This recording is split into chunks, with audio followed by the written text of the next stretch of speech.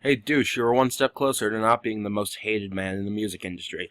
But, of course, in classic Chad Kroeger fashion, apparently that's how you pronounce his last name, I'm just learning this now, has managed to fuck up again. After releasing what many critics are calling the best single of his since the early 2000s. And people praising his new album as being, not as shitty as a Nickelback album usually is.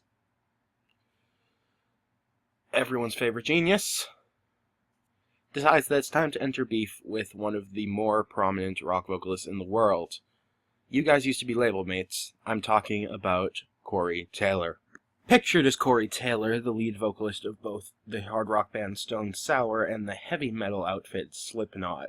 Now, Stone Sour has gotten fair complaints of being generic before, but they've actually really fixed that, and especially on the singles coming from their recent album, it sounds like that it's actually going to be a really entertaining listen.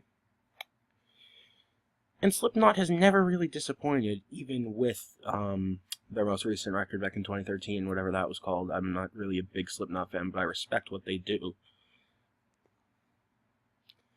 This is one of the more respectable faces of the rock and metal world today, and he's being criticized by everyone's favorite punching bag other than Drew Taggart.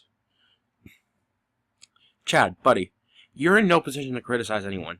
A lot of people hate you. Like, a lot. And the people who don't hate you just think you're boring and repetitive. The interview where you dissed Corey was one where you challenged the person interviewing you to name a band that is more diverse than Nickelback. Well, for an example, my pet rock is more diverse than Nickelback. And the interviewer suggested that Stone Sour was more, or technically just as diverse as Nickelback, and then you called them Nickelback Light. You really think highly of your own music. And yes, I suppose it does sell, but then again, so does Slipknot. And both bands sell records, but one of them is hated by nearly everybody in the entire world. And I'm going to give you a hint, Chad, buddy. It's not Corey. You have the nerve to ask the interviewer to name someone more musically diverse than Nickelback. I wish that the interviewer would have snapped back with the fucking Wiggles, you know? I'm not going to say I've never liked a Nickelback song, because that would be a lie, but am I going to say that I like them better than Slipknot or Stone Sour? No, because that would be a lie.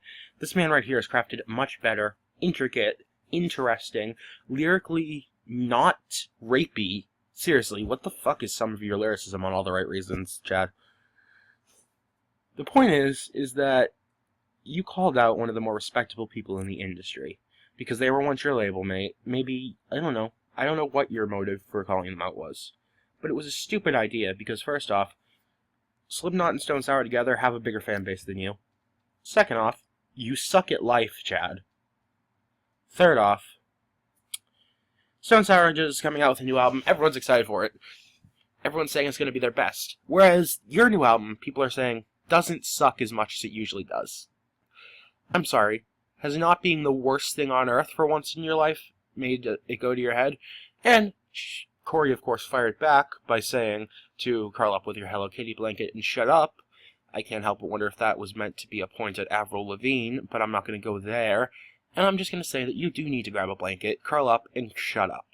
Maybe, just maybe, if you keep your fucking mouth shut and tour on your slightly decent album, you won't be the biggest punching bag in the world. You had to coach the Chainsmokers on how to deal with hate. You're in no position to be asking music interviewers to name a band better than you, because they'll come back with a list that is longer than your dreams. That'll be all for today, folks. Corey Taylor's pretty cool. Chad Kroeger's a dick. See you later.